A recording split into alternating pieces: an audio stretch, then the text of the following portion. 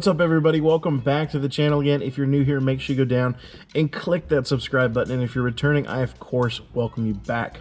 So today we're actually going to be working inside of the M4. We're going to be installing this beautiful red start-stop button. And the reasoning, of course, because, well, we need the horsepower gains.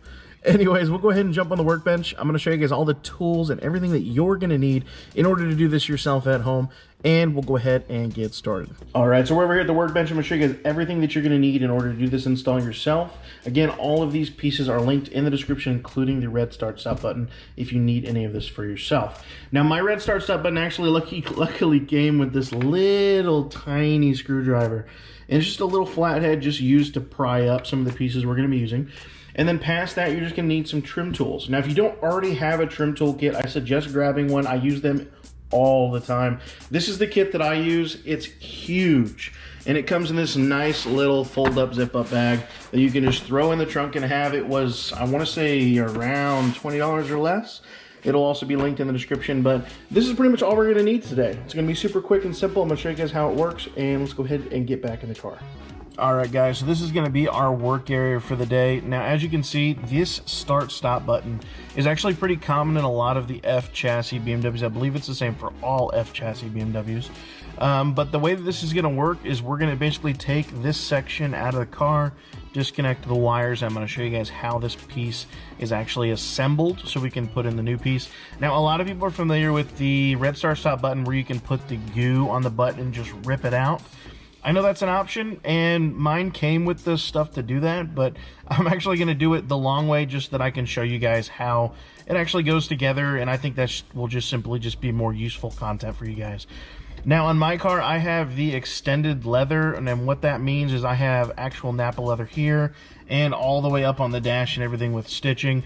Yours probably is more of a durable, it looks more like a cracked surface around. So I'm going to be extra careful with mine because mine is just flat, so it'll show scratches real easy. But all we're going to do here is we're going to take one of our trim tools, we're going to get up underneath this edge, and we're just going to slowly use some patience and work this out.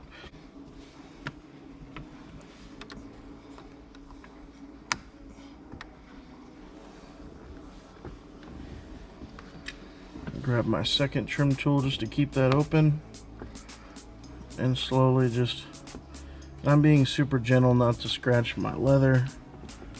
We're just gonna try to pop it out.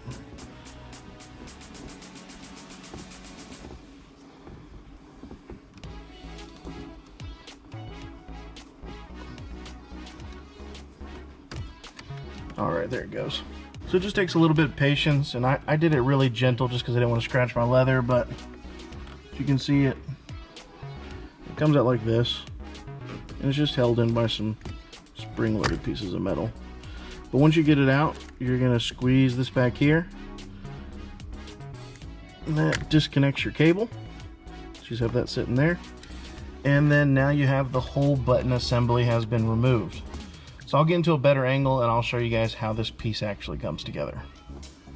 Okay guys, so looking closer here at the button assembly, you can see that the way that it comes apart is it has a clip here, here, here, here, here, and here. And that's what holds this piece together. We're trying to get underneath here, which is the back side of the button. And while you're using the trim tool to remove these, try to pull some type of pressure this way, just so it helps keep them from snapping back into place as you slowly work your way around to the rest of the tabs. And as you can see, I'm holding the previous tab while I move on to the next one, keeping pressure there and slowly working my way around. And once you get all the tabs removed, you'll see that it'll slide right off like this. So we're going to take the smaller end, we're going to set that out of the way for now. Our concern is right here, so this is where we're going to be going next. Now I'm going to draw your attention to the actual button that we're going to be replacing it with. You'll notice that it's got two tabs on the back of here. That is what snaps into place. So as you can imagine, the existing one, we're going to be bending these tabs inwards and pushing out. That way we can release the tabs and push the old button through. So one thing that I'm finding, guys, is kind of a tip here, is when you're trying to use the screwdriver to pry up one side, it of course pries up super easy, but as soon as you go to move to the other side, one side snaps into place. So use something to go ahead and hold that one side open. And I'm going in just with another pick tool, and I'm pushing out the other side. And as you can see, with what just happened, the button will now come out. So as you can see, the stock button looks exactly like the next button that we're going to be using. Same prongs and everything. So as you can imagine, this is the home stretch. Now the installation is 100 times easier than actually removing the old one. Very simply, line this up, make sure everything is facing the right direction, push it in there, and you should hear it click. All right, and what we're going to do is we're going to flip it over, and we're just going to double check to make sure that these tabs click into place. So I'm just going to take my pick tool, and I'm going to go in there, and I'm just going to make sure that it clips on. So that's one side, and the other side clipped on too. So I will notice that I did this in my last car as well. These pieces don't click in as easily, but all you literally do is just go back here and just make sure that your clip snaps in. Good to go. All right, so there's our new button. All we have to do is reassemble it. So we'll take our back piece, put that back on. Should snap right on as it was before. And then we're going to go ahead and move forward with putting it back in the actual car. All right, we're going to plug our wire back in. Okay. And then we're just going to push this back into the socket. The best way to do is to put the bottom in first and then push in the top, following it. And there you go. And of course, make sure that it works. We'll go ahead and test. Boom. Good to go. Red start stop button is installed, super easy, and of course 10 extra horsepower.